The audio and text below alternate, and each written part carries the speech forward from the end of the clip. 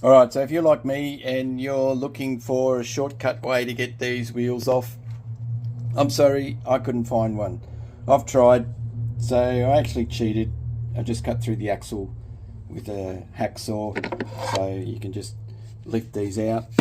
So I'll work out how to join them back together again later. So now I've got the wheels off. I'm going to drill these rivets out to take the tray off.